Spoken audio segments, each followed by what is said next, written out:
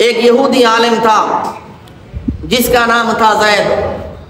آپ صلی اللہ علیہ وسلم نے اس سے تقریباً 20 کلو جو قرض لیا تھا، اور اس کے ساتھ معاہدہ ہوا تھا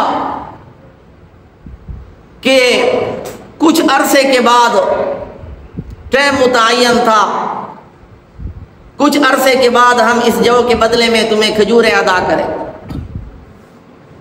چنانچہ اس کے ساتھ یہ معاہدہ ہوا، ٹائم متعین تھا، لیکن وہ ٹائم سے بہت ہی پہلے 2-3 دن کے بعد ہی آ گیا، اور آپ صلی اللہ علیہ وسلم سے مطالبہ کرنے لگا۔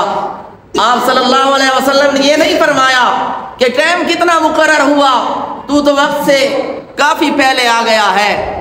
آپ نے فرمایا میرے پاس اس وقت ہے نہیں، اگر ہوتے تو میں تمہیں دے دیتا۔ وہ سختی کرنے لگا، کہنے لگا جہاں سے بھی ہو میرے حوالے کرو۔ آپ صلی اللہ علیہ وسلم فرمانے لگے اگر میرے پاس کچھ ہوتا تو میں ضرور تمہیں دے دیتا، لیکن اس وقت میرے پاس کچھ بھی نہیں۔ تو وہ بے ادبی کرنے پہ اتر آیا۔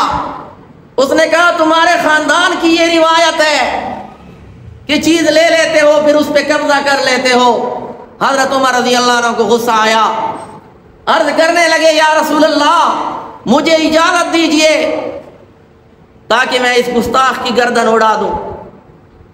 آپ نے فرمایا عمر تجھ پہ افسوس ہے، مجھے تجھ سے یہ توقع نہیں تھی، تجھے چاہیے تھا کہ تو مجھے نصیحت کرتا، اس کا اپنا قرض ہے، مجھے کہتا کہ اس کا قرض ادا کر، تو الٹا اسے قتل کرنے کی اجازت مانگ رہا ہے۔ اس نے عرض کیا یا رسول اللہ پھر مجھے اجازت دیجئے تاکہ میں اس کا قرض اتاروں، آپ کی بے ادبی مجھ سے برداشت نہیں ہوتی۔ آپ صلی اللہ علیہ وسلم نے اسے اجازت دے دی۔ حضرت عمر رضی اللہ عنہ نے اس کا قرضہ اتارا۔ قرضہ اتارنے کے بعد جب اس کو غور سے دیکھا تو فرمانے لگے کہ تو یہود کا عالم زید نہیں ہے؟ اس نے کہا ہاں میں یہود کا عالم زید ہوں۔ تو فرمانے لگے تجھ پہ کیا مصیبت آ پڑی جو تو اس طرح بد اخلاقی کا مظاہرہ کرنے لگا؟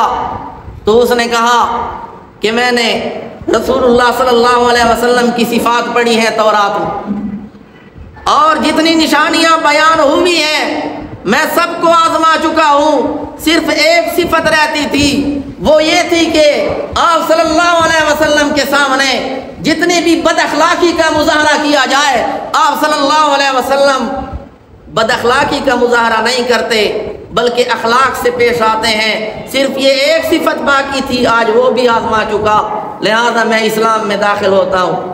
اس نے کلمہ پڑھا اور کہنے لگا کہ میری جتنی جائیداد ہے وہ ساری اسلام کے لیے وقف۔ تو یہ ہے انک لعلی خلق عظیم۔